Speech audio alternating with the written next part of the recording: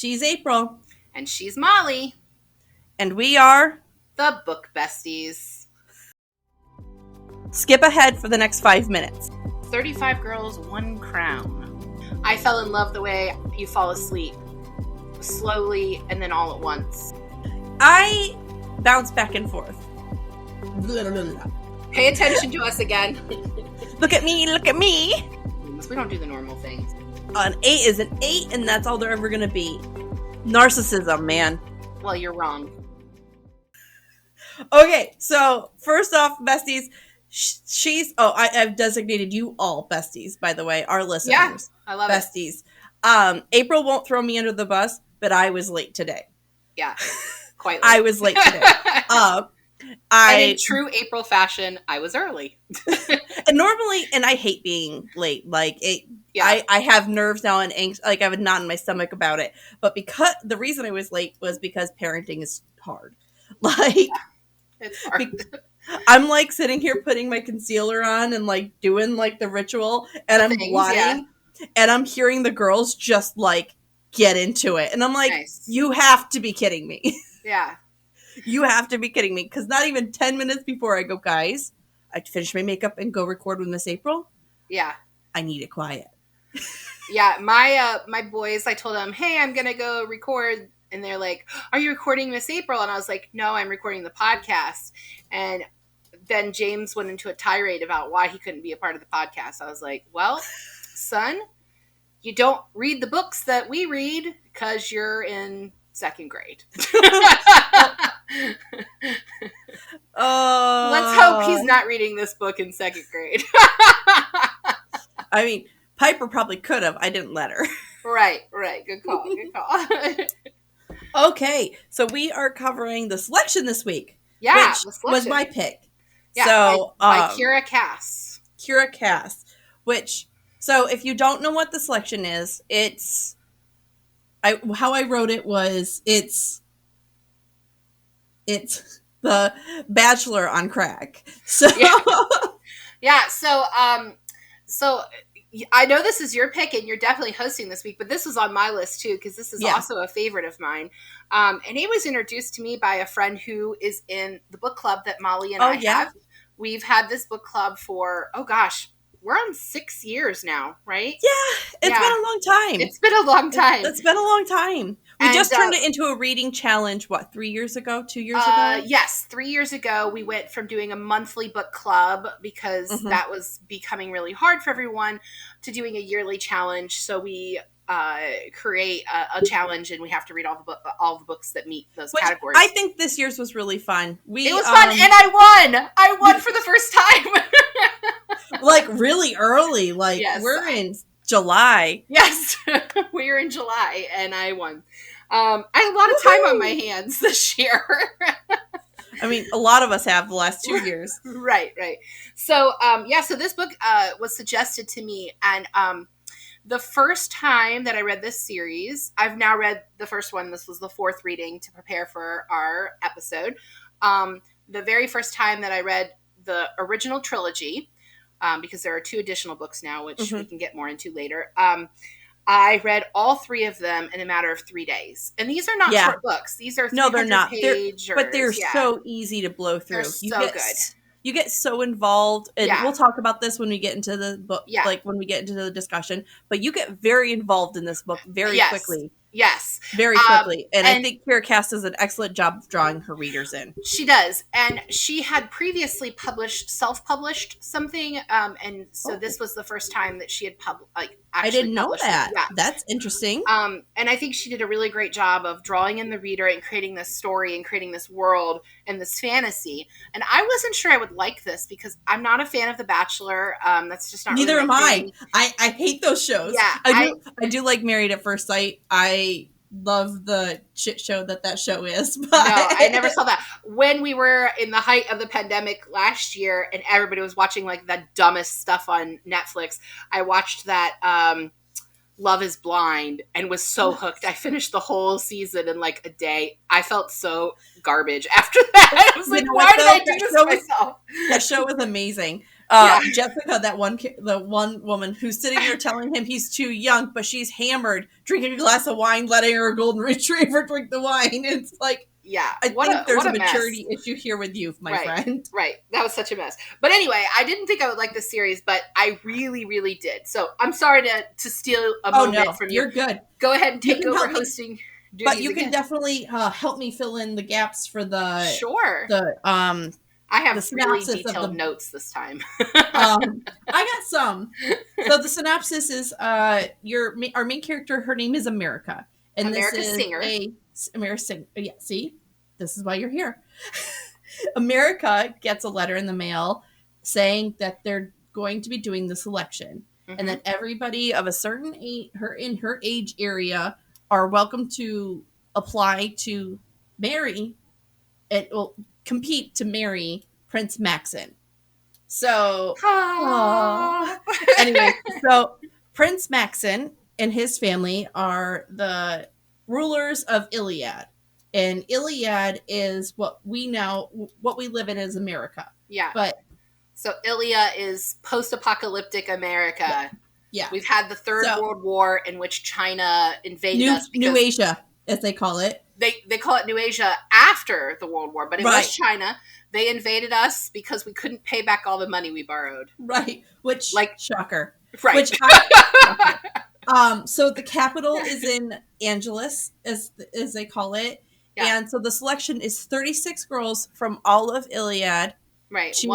One from each province. Yep. Yeah. And they come to compete. And there's a caste system. 35 girls. I have 36. It's 35 girls. It says 35 girls, 1 crown. The competition of a lifetime. Word. I just pulled the book to look for myself. So good. It's all good.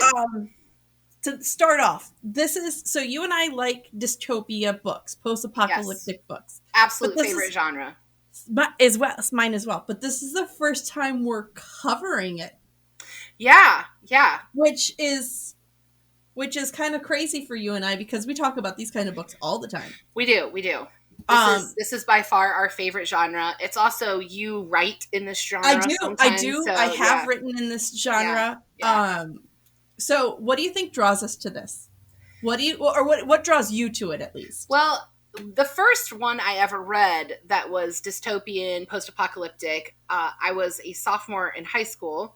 And I had a fantastic English teacher that year. I mean, she was just great, like kind of a hero of mine. I ended up being an English teacher. Those of you that listen because of her. That was one of the reasons. She was really great. That's amazing. And she introduced us to the book Anthem by Ayn Rand. Oh, it's a good book. It's a great book. And I just thought about, like, wow, this is like these things could happen. And I kept just diving into the genre. So then I continued to read things like The Giver and, of course, The Hunger Games. I love The Hunger Games. The Selection series. If it's post-apocalyptic, I'm here for it. It's your jam. Especially if it's YA post-apocalyptic, because I just love the idea. A lot of these books are young women who are rising up and embracing the power that they have as young women and fighting the patriarchy. And I think it's wonderful. It's very different because Molly knows this about me. I am a Christian. I'm a believer. And so this is not what I personally believe the end of the world will look like. But it's one that I really enjoy. In college, I read the Left Behind series, which I guess more closely resembles what I think the world will look like post-apocalyptically. But I'm here for it. I love it. So how about you? What draws you into that genre? So honestly, in English in high school, we read The Road. And that was actually my first post-apocalyptic. Okay. And that was intended for grown-ups. Right. It was dark. It's a very dark book. Right. I was like, holy cow, I need to stay away from this genre. Like, this scares me, right? I was a teenage girl. It scared me. Right. So then I read The Hunger Games. My favorite series. And The Hunger Games changed my point of view. And I dove headfirst into the YA post-apocalyptic world, and I haven't looked back. Right. I think this one's special because we're not fighting, right? There's trauma and there's terror here in this book. And because there is, bad guys. There's two Right. sets of bad guys in this. The rebels. The rebels, the North and the South. Mm-hmm. But we are not fighting them, right? Right. Our protagonist, she's not battling them. She's not trying to survive. I mean, she's trying to survive in a different way. And she's not like Katniss, who was kind of pushed into it and then becomes some sort of rebel icon. She's none of those things. She's just a girl living her life. She doesn't like the lot in life that she's been cast into. Definite pun intended there. Right. But she's not trying to change it. No, exactly. No. Well, okay, so this actually rolls into my second one. All right. So my second question... My second words are hard. We've covered this. Molly, the writer, can't use the word. In the beginning of the book, in the very first chapter, America starts talking about the caste system, and she breaks it down for us, and she talks about what they wear, what their jobs are.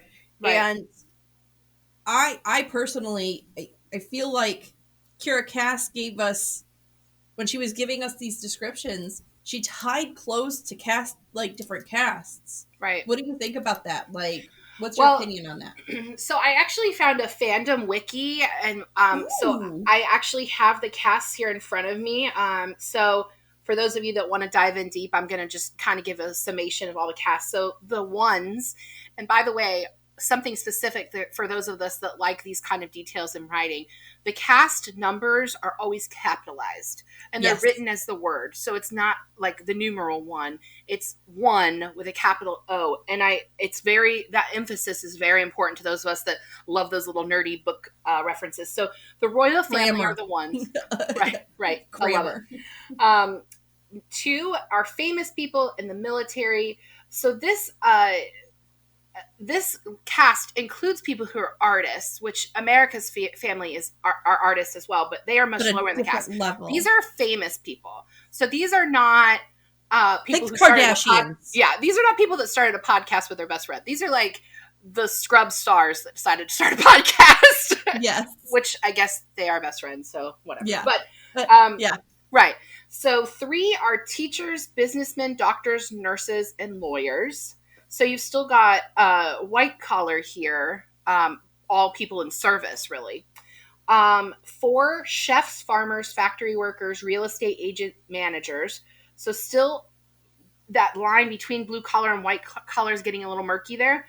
And then you get to 5, which are artists, which is America's family. Musicians, dancers, photographers, sculptors, stage actors, and circus performers. So these are not people making movies. These are people think about like a wedding band. Right. Exactly. 6 are servants, and we'll talk more about this character as we go on. But Aspen, who is another one of the main characters, his family is a part of this. They are clerks, secretaries, servers, cooks, drivers, really anything they can find, they'll do. 7 manual laborers, trash collectors, farm hands, and gardeners. So these are not farmers. These are people that work on the farm. And then 8 is the untouchables. They are the mentally and physically unwell, homeless, addicts, runaways. And I can put a link. We can put a link to let's put it in the wiki. description. Yeah. Somebody made that. I did not make that. But there's so many things on the wiki page for this. But the fans love this series hard. Right. But Keira Cass doesn't really reveal all of this information like in the first book. Some of it you have to go on to read. Book 2 and 3, yeah. Right, correct. But I think what's interesting about this caste system, so the way that the caste system was started in this story was based on Gregory Ilya, who was a businessman. He refounded the country essentially and made himself king because president wasn't he made himself king by proxy. He sold his daughter off to be married to a royalty in it wasn't New Asia, it was New Swindon, maybe New Swenway. Yes. New Swenway. And he makes himself king and then names the country after him, which is just like wow. And narcissism, man. Right, at its finest. And then he devises the caste system based on how you serve the country. And unfortunately, whatever your ancestors, sorry, right, you were saying. No, it's fine. Whatever caste you're born into is where you stay. There are people that are able to like sort of buy their way up. So if you're an artist, you might be able to buy your way up to being America's older brother is trying to do. He's trying to do that. Which she said it in, I think it's in the last book. He cares more about what's on his gravestone instead of what he's doing with his life. That is in this one, yeah. She says that he wants his gravestone to read too. Yeah, so we're saying that when they die, they take that cast to the grave. Like that's how serious this is. Yeah. So so fun times. Right. So it's based on basically how you can serve the country and your king. The king and the royal family. If you get deeper into the series, you'll find out that some people, this is spoilery, some people were put in that cast because they weren't liked. It didn't have anything to do with what they were capable of. It was keeping them down for a reason. But we do have issues where America goes by Mayor as well. Mayor's that's a nickname from Aspen. Yeah, that's adorable. Mayor's little brother wants to be a scientist or play sports. He can't do either of those things. He has to learn an art trade. And like in the first few chapters, they're like, hey, why don't she's constantly trying to encourage him. Why don't you go practice your instruments? Why don't you go try sculpting? Go sit with dad in the garage. Like her mom is musical. Right. Her dad is an artist in the conventional sense, a painter, right? Mm-hmm. And her little sister, she's that as well, also. A painter as well. And they're just trying to convince him that this is his life. And, he's, his name's Jared, I believe. Jared goes, why do I have to have this? Right? Well, this isn't fair. Right. And it's like, dude, we understand. Right. But it's your lot. So something else to point out about the caste system, Mare's older sister has actually left the rank of 5s because she married a 4. Right. So women's caste is based on who they are married to. Or their father. Correct. So she married up a caste. So whatever art she spent learning in her childhood, she is now working in a factory because she's a 4. So she can't even continue to do what she had wanted to do. So let's roll this into, I'm going to jump ahead. Oh yeah. So we're gonna do Team Maxon or Team Aspen, but let's explain who Aspen and Maxon are first. Sure. So Aspen is from a family of 6s. Correct. That works with America's the Singers. They're always around. Their father passed away. Aspen's father passed away, and so he's constantly taking care of his twin sisters, and he's got a little brother too. And a little brother, yeah. And a little brother. So he's constantly working full time. But him and Aspen, we learn very early on in the series, are in love. Yes. And they're meeting in secret, past curfew. For 2 years. For 2 years. For 2 years. And there's this really cute thing where she sings to him and he pays her pennies. And she keeps all the pennies. In a glass jar. In a glass jar.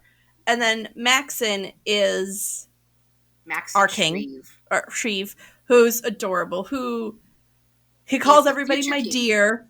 Yeah. Yes, my dear, but he's very sheltered.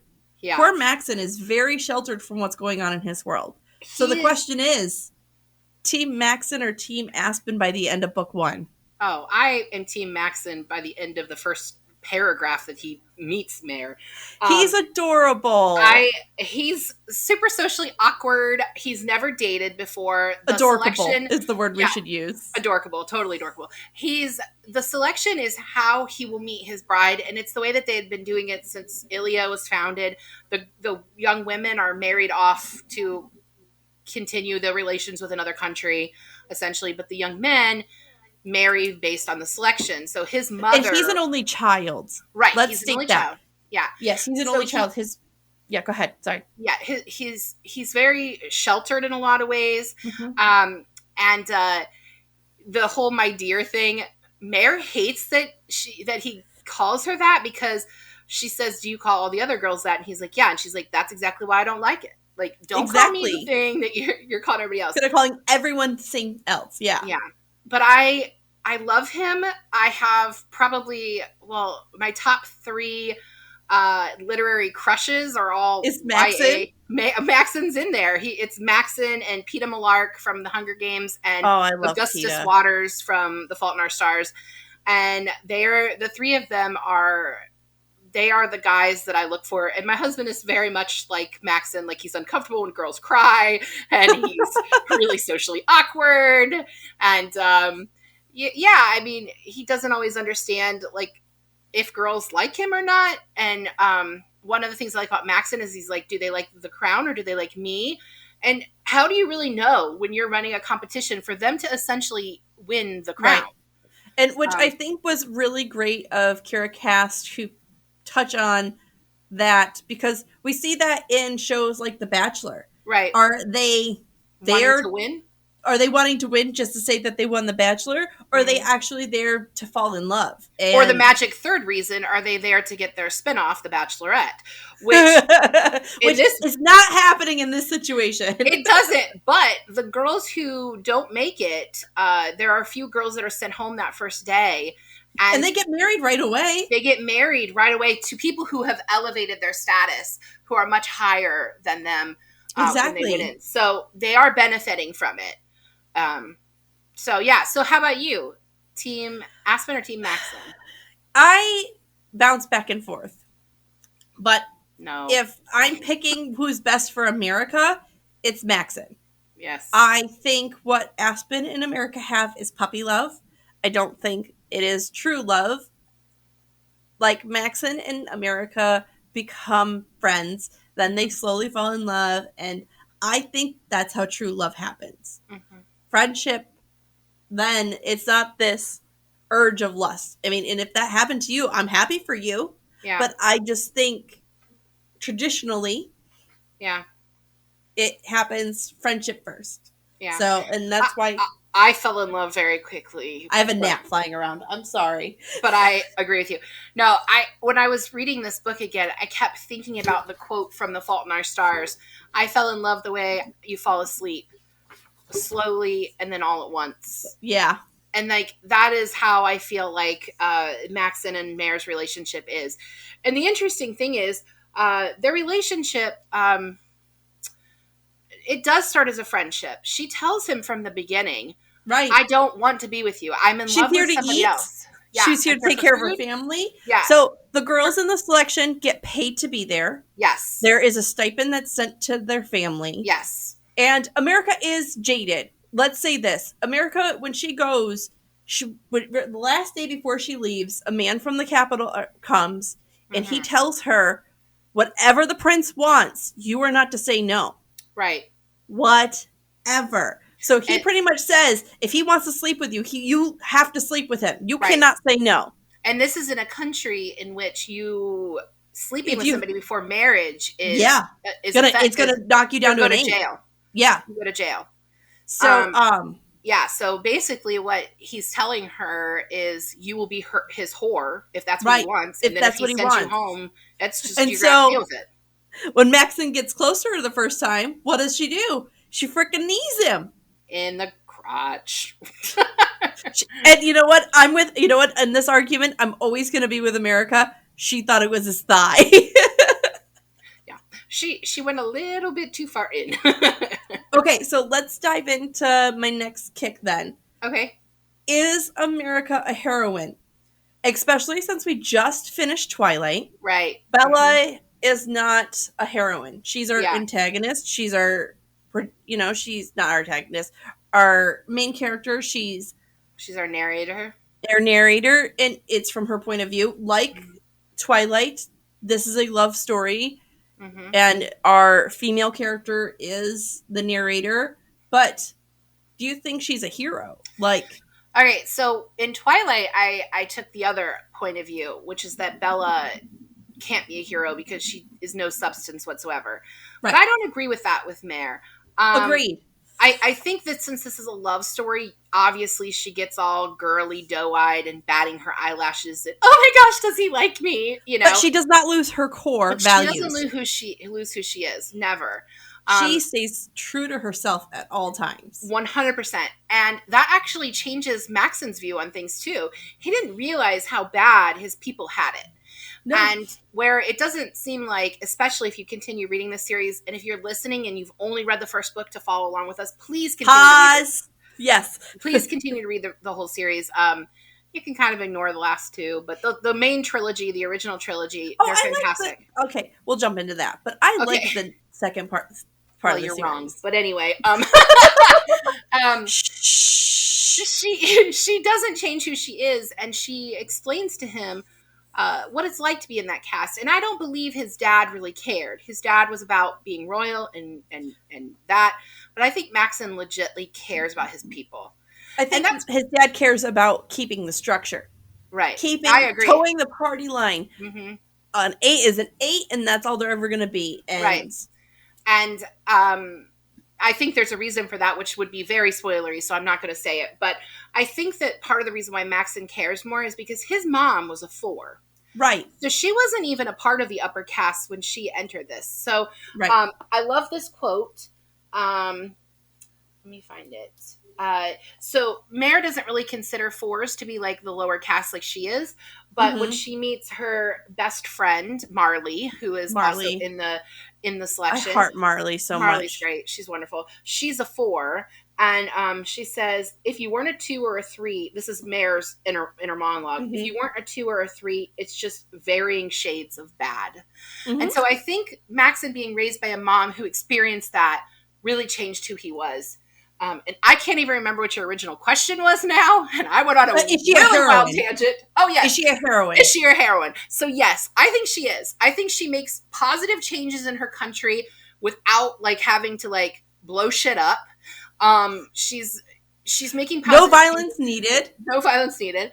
She's making positive changes, and she's also falling in love in a very public and awkward way.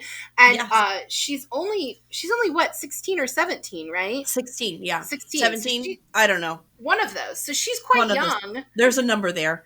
Yeah, she's quite young, and she's already thought she's been in love once. So, I make the argument that she is a heroine. She is a true hero of this. How about you? I think so. I think one, like you said, she has substance, right? Yes. America knows who she is. She knows she has values. Like we learn chapter 1, she's talking about the caste system, how unfair it is. She's, she talks about how she's going to marry Aspen and how she's okay with losing it because she loves him. You know what I mean? Mm-hmm. She'd be an 8 for him if she had to. She'd be a 6. She'd be a 6. But yes, she would go down. She would go down for him. Well, no, I mean, like she was. I think there's a quote in the book where she says she would even be an 8 for him if she had to. You're right. Like when they're fighting in the tree house, right? Right. And I think, which is important in these kind of stories, a heroine grows. Yes. And as she gets to know these other girls, she grows. And I think heroines look different in different books. It's not always a physical fight like in the Hunger Games. It's not always political change. Sometimes it's just little ticks. Yeah. And I'm not too spoilery.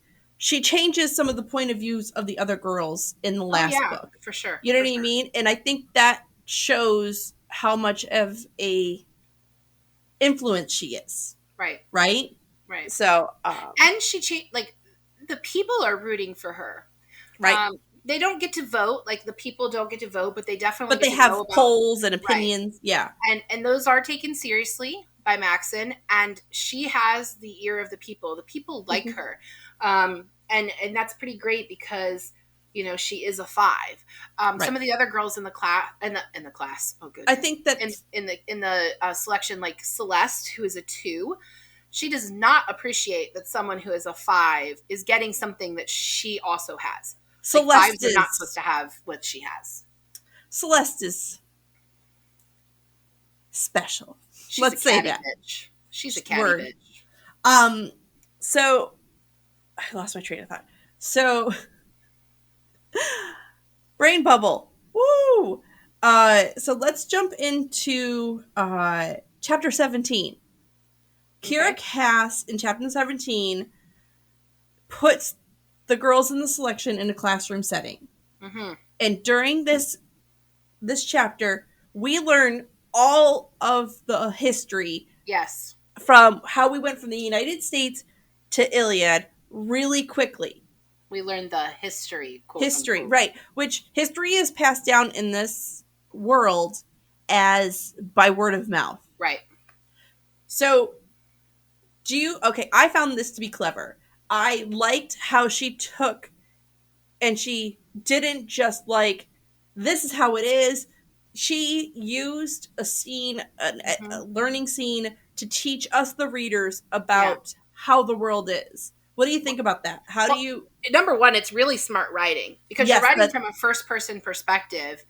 And a lot of the times what you do in the first-person perspective is you have the narrator tell us these things and they aren't a part of the dialogue. The narrator is telling us this. And then when you have a movie come out, like think about the first Hunger Games movie, you miss so much of the depth of Katniss because you don't have any of that. Most of that movie is silent. And I feel like with Hunger Games, and we'll talk about this more when we get into it, I feel like the premise of the movie was really reliant on us being fans of the book. Oh, 100%. Because my husband has never actually read those series, and he doesn't like any of those movies. Matt doesn't either, because he doesn't get it. But I am a fan, and I like it. But with this here, creating this scene where these girls are viewing it, and hearing what Mare has to say about how she learned different things, and not everybody in this room learned the same thing. We know from this book that the lower castes often go to public school, 6s and below. She was homeschooled. Some of the upper castes, they just know because they know. And we get an interesting glimpse into Mare's family because her dad has a history book. A hidden history book that was burned. Hidden history book that was burned and definitely forbidden. And he tells her, just don't tell anybody and don't. You can read it, just keep your damn mouth shut. In this room and don't tell anybody you've seen it. Because she asks about Halloween. Right. Because there's no Halloween at this time. Now, there is Christmas, and they have essentially Chinese New Year's. They have Chinese New Year's. And they have something in the middle of the summer that's sort of like the 4th of July, but it's like the new 4th of July. Yeah. The not 4th. Right. Whatever the founding is.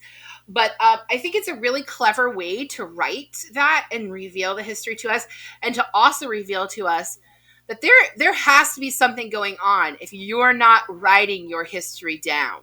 Right. I mean, right. Why are we keeping this a secret? What are we hiding that we're not writing our history down? Right. Now, you can make the argument that the narrative, like actually telling the stories, has been a way that history has been passed down for millennia. But we also have been writing down history for a long time too. Mm-hmm. And no one in this book is uneducated. They're educated differently. Right. There's a reason. There's a reason they're not doing it. It's a very clever way to show how they are purposely keeping castes segregated. Right. By showing what they know and don't know, showing how they've learned and how they haven't learned. And it's very interesting. And so it's one of the arguments I make for funding public education today more. The less we fund public education, the more vulnerable our country becomes. And you just have people who are dependent on the government as opposed to actually being able to be individuals and stand for themselves. And that's what's happening in this book. Right. So to go on the government is not helping them in this book. No. So to go on a personal tirade, we're in Texas. Mm-hmm. And part of the reason we started homeschooling was there's things being omitted in education that I feel the girls should know. Right. And so we've decided to include that into our learning process. Right. And I feel like, red state, blue state, not getting hyper political, education in general, not having the funding and not teaching the truth all the time. Right. The good, the bad, the ugly. Like, here's a good example. Livia just finished Ben Franklin. For her ELA. She had a whole book about it and stuff. And I told her the truth about him too. We didn't just cover the fluffy history. Right. We covered the slave ownership, the treatment of the elephant, the whole thing, right? Like, because history is not just one way, right? It's not just black and white. There's a lot of gray area. Good people do bad things, bad people do good things. Right. And to understand the whole thing, and this really covers that. This cover talks about that in it points a finger at what's going on in modern day, right? Right. So, okay, sorry. No, personal good. tirade done. Good. So my last thing, and then we can talk about it just to talk about it. How do you feel about the capital being moved to LA? So I saw that in your notes that we wanted to talk about that, and I didn't realize, I guess, even though Angeles is the name of the city, it didn't register with me that was it. But when I was reading your notes, I was like, oh, that makes perfect sense, because we're talking about a lot of wealthy people who are famous. They make up the upper caste.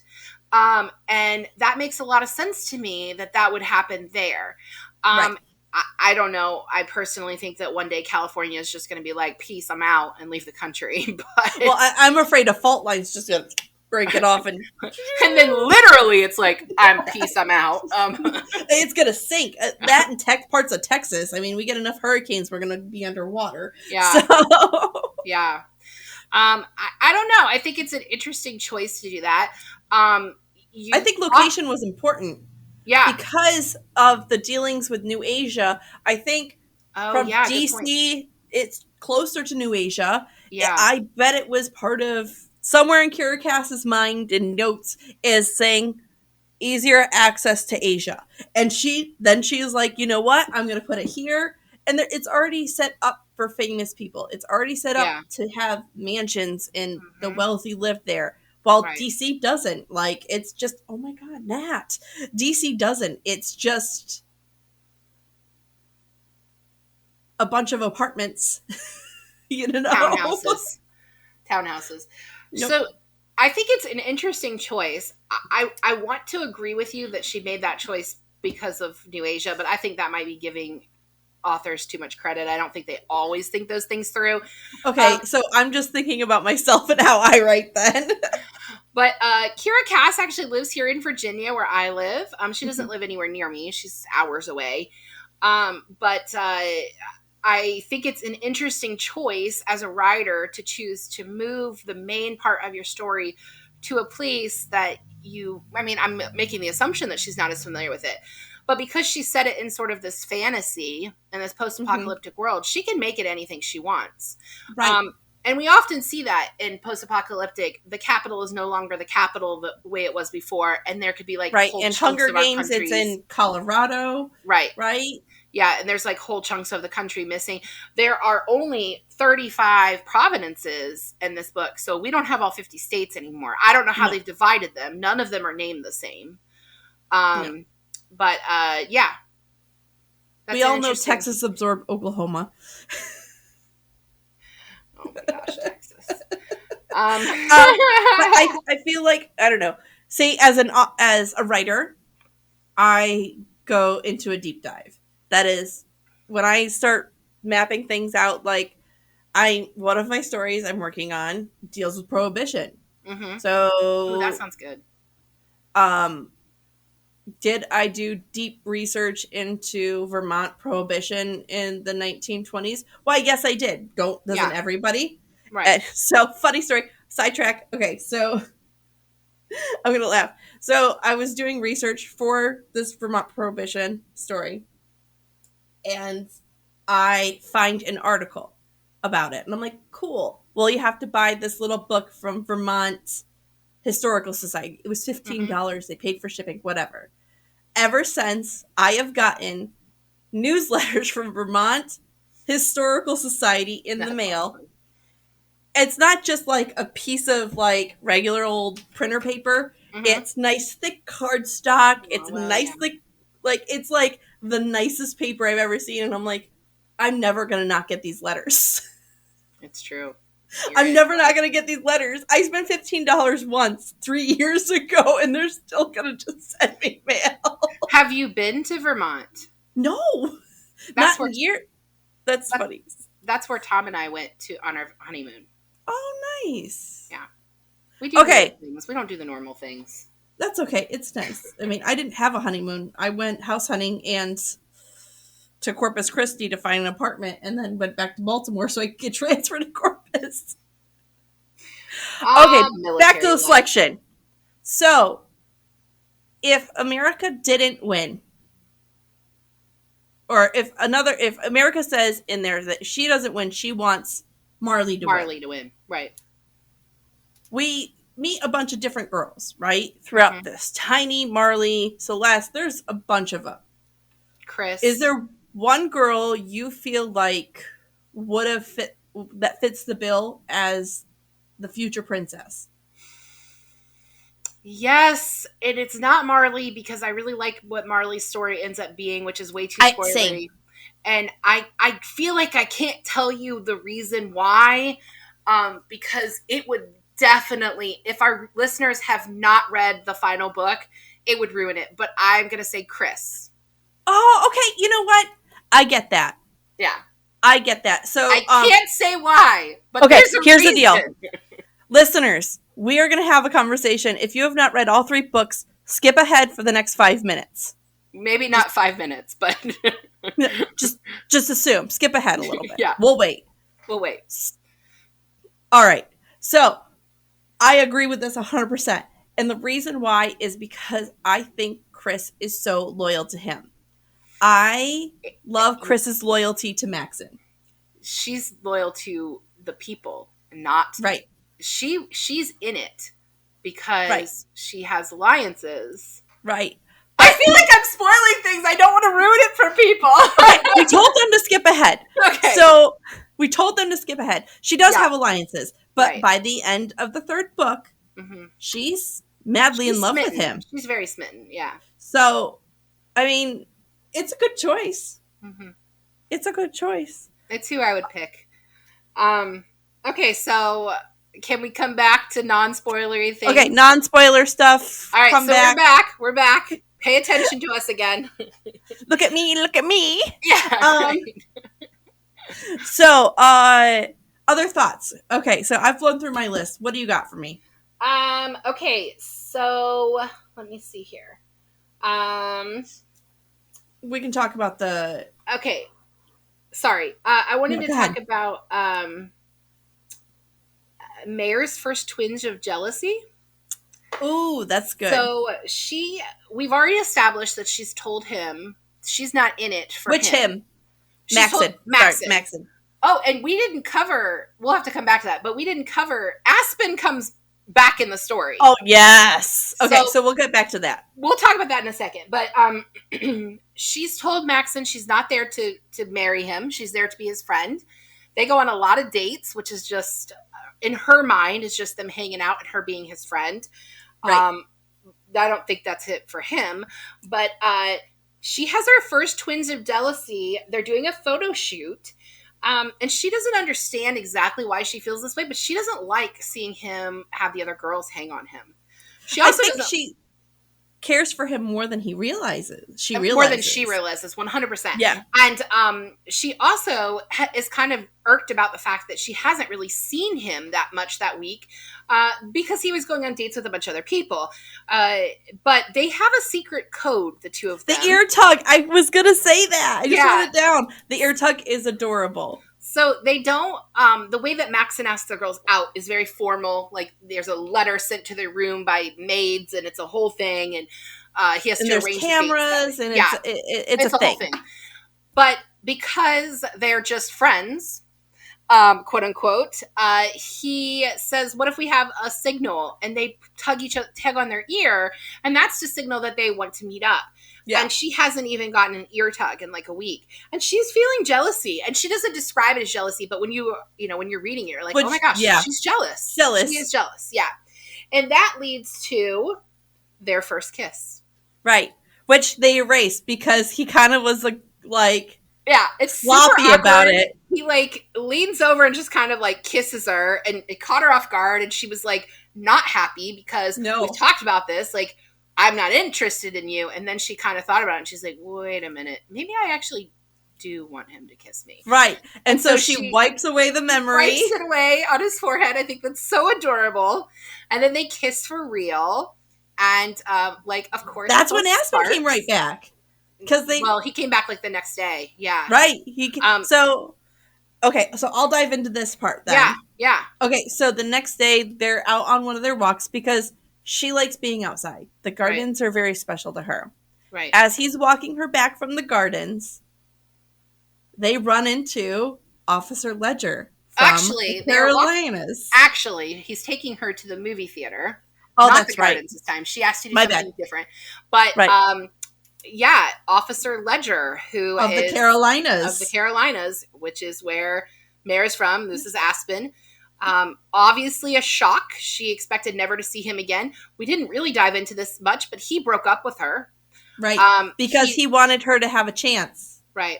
He didn't want to feel like he couldn't provide for her, that she was providing for him. And they broke up. And it was a total dick move. Like, if your lady can provide for you, let her provide for you. You don't need to be a dick about it. I mean, come on. Right. And Maxon knows the story of he just doesn't know who it is. He doesn't know who it is. But he's been told the whole story. Mare shared a night where she was crying in the gardens with him and telling him all about how heartbroken the first night. Was.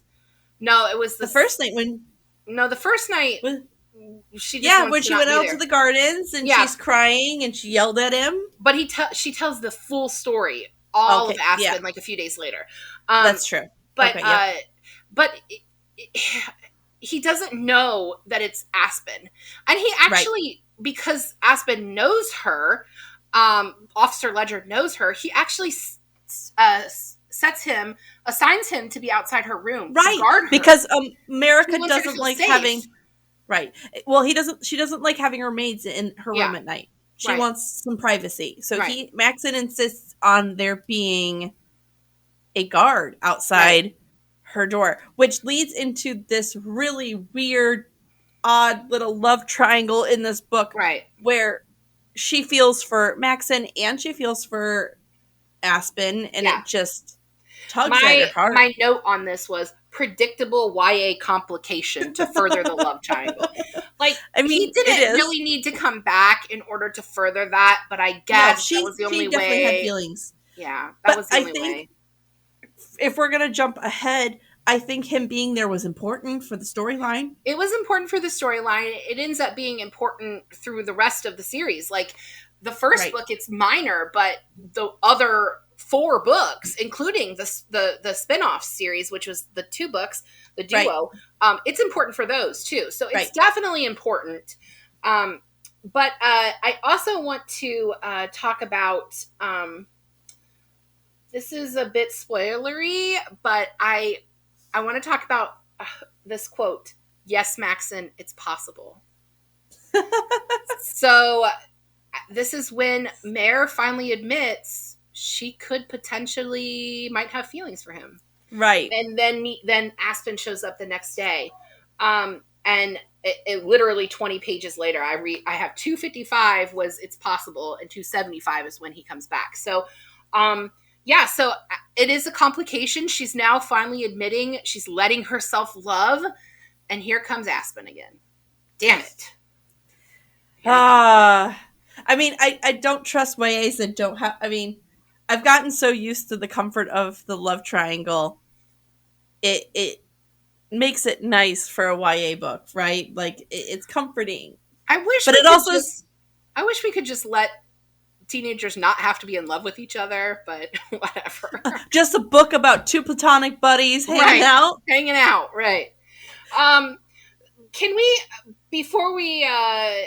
we should talk about the fact that this is being made into something by Netflix. Before we do that, can I just tell you my big gripe with this series? Oh, please. Yay. The thing I really don't like about this series. So I would literally rate the first 3 books in this trilogy all 5 out of 5. I don't particularly care for the spinoff, which follows Maxon's children with whoever he marries from the selection. Can't tell you who that is, but go ahead and read it yourself. Damn it, do the work. Damn it, do the work, and then do the work. Tell us in the comments, and we will read. We will read and listen to April get really mad about the last two. Right. But I do not like the rebel attacks. So I understand that we have to be reminded that there are people that do not agree with this caste system who are fighting against it. Right. And Maxon explains that there are two groups of rebels. There's North the North and the group, South. and there's the South group. They really are different. They are not looking for the same thing. They do not have the same agenda. I mean, ultimately, I guess dismantling the monarchy is the agenda, but there's a reason that each of them wants that, and they are varying different. But my gosh, how terrible are your guards that they can just let rebels into the palace more than once in a couple of months' time? So, I have an answer for this, but it's spoilery. Oh gosh. In the very last book. Well, I understand. I know there's a reason. I get it. But it didn't need to happen twice in the first book alone. Like, it didn't need to happen twice in the first book alone. In the very last book, if you've read all these books, if you haven't, skip ahead to the end of my little monologue here. In the last book, we learn the rebels have always been inside. I know. Because, right? So, what if they've always been inside? What if they've always been inside? Okay, but why attack? They have two different attacks in a matter of like what she's been there like 2 months. It's not like the North and South are communicating. The South is looking. I guess it's just still annoying. Like, you hire the best guards that you can They draft. Don't hire them. It's a draft. Okay, you draft choices, and then they like give him steroids because like Aspen gets some sort of medicine that makes him like. And he's like massive. Yeah, right. They feed them. They clothe them. The smartest, the brightest, and the strongest end up in the palace. But you motherfuckers still can't keep these rebels out.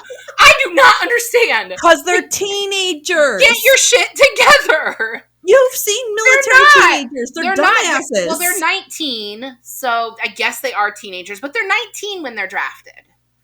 So they're not babies. That's the part of this is my biggest gripe. This is my only complaint with the series is they do not have their shit together. So, Keira Cass, hear us. If you make when the shows happen, get the different rebels to communicate. It'll make April happy. They don't have to communicate. They just don't have to attack the palace twice in a matter of months. Like, come on. Okay. So, the selection's being made and has been picked up by Netflix. Yes. It previously was actually picked up by, I think, the CW. CW had it, and they were going to make. They did 3 pilots. One article I read saying that in all 3 pilots failed. I don't know if didn't test well, if it was casting, because the CW writing. Just be trying to make superhero shows. Right. Well, they also need to get their shit together. When they first picked it up, I think it was like right after Vampire Diaries ended. So they're trying to fill that spot, I think. Yeah. It would have been a good fill for that, probably. Yeah. So, I've had a lot of... But it's going to be on Netflix. It's going to be on Netflix. Now, it was originally supposed to be out this year, right? But we don't have an update. No, the last update I saw was that I sent you that link, which we'll put the link in the descriptions. Yeah. Said that everything was postponed because of COVID, and, you know... They haven't released casting or anything, but they still have the rights to it. So that's interesting because IMDb page, it does have casting listed, and you can see some YouTube videos where they've made trailers, but I don't know if they're real. I think those are the old ones. Because remember, they have pilots out there floating around from when CW owned it. Because the person they cast as Maxon has brown hair and brown eyes. Black hair and brown eyes, which to me is like the hottest. Like that's the way to go. You want somebody with black hair and brown eyes, but that's not Maxon. Maxon is all like surfer boy, blonde hair with blue eyes. Like he legit looks California. Right. But whatever. Right. Don't do what they did when they cast PETA and just dye his hair that god awful bleached out color that came out like orange. Okay, so this is one of my biggest qualms when I watch stuff. So, do you watch Young Sheldon? No. But I watched Big Bang Theory. Okay, so Young Sheldon is a spinoff of Big Bang, if you haven't watched it. And the boy actor that plays Sheldon in Young Sheldon is naturally tow-headed. So this poor little kid is constantly getting his hair dyed dark.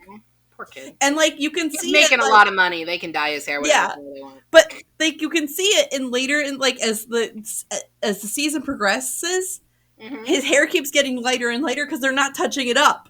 So by the end of the season, each season, he's almost blonde again. And it's like, continuity, man. Continuity. Yeah. Right. Okay, so let's wrap up. Want to talk about what we're doing? I got the list in front of me for the next few episodes. Yeah. So next week is Red, White, and Royal Blue, which is an April host. She's really excited about it. I have read this book. This is my third reading in less than a year, people. That is how much I love this book. It's so good. I love it so much. And if you have time, get the Audible, not sponsored. It is so good. The narrator's amazing. Or go to your local library and they probably have it on Hoopla. That's how I listen to it. And you can listen to it for free that way. And the narrator is great. He's awesome. Great. So that's episode 5. And then episode 6 is my pick, which I've been pushing April for this one for a very long time, friends. Like a decade. Like a very long time. Discovery of Witches. Part of the All Souls trilogy. I won't get too far into it, and then after that, we have another one of April's picks, which is Fangirl. By Rainbow Rowell. Which is new to me, so I'm actually working on it now. I'm listening to the audiobook while I do the adulting here. Yeah. So this will be interesting. So the next one, we've both read it previously. Right. But the two after that, we've picked a book that the other person hasn't read. So it'll be their first read and a reread for the other person. And I think it'll be really interesting to see because you have shared with me a book that you love so passionately. You're part of the fandom. I'm part of the fandom. There's a Facebook, like it's a whole thing. I know Dr. Harkness personally. I've met her on several occasions. And I gave you a book that I loved so much that I cried when it was over because it wasn't a series. Oh no. And I wanted to keep going. Don't tell me that. I just started it. Oh, it's so good. It's so good. Okay. So we're reaching that hour mark. So we should probably we are pushing it. Hey, thank you everybody who's been sharing and liking and commenting. We have gotten some amazing comments on our Instagram and our Facebook page. Yes. Please keep doing that. If you can't find us, it's Book Besties Pod. Yeah. At Twitter and on Instagram. And Facebook. And we're also on YouTube if you enjoy looking at us. I don't know. Which, by the way, I think you're missing some really fun stuff, especially how much I talk with my hands and me swatting at a gnat this episode. That was fun. So if you want to see us, we're on YouTube too. But if you're just a podcast listener who, driving to work and you want to listen to the pod, we're on all of the platforms. Yeah. So thank you for joining us. Yes. Thanks for coming. See you guys next Tuesday. See you next week. Bye. Love you, April. Bye. Love you. Bye. Thank you for joining us on Book Besties. Don't forget to like and subscribe. The views discussed here are those of Molly and April and not those of anyone else. Today's book was The Selection by Keira Cass. Your book besties are Molly Biggs and April Watkins. Editing by Thomas Watkins. And music is Sleep Sweetly by Prigida. Don't forget to follow Book Besties on Facebook, Instagram, Twitter, and YouTube. If you would like to contact the Book Besties, please email us at bookbestiespod@gmail.com.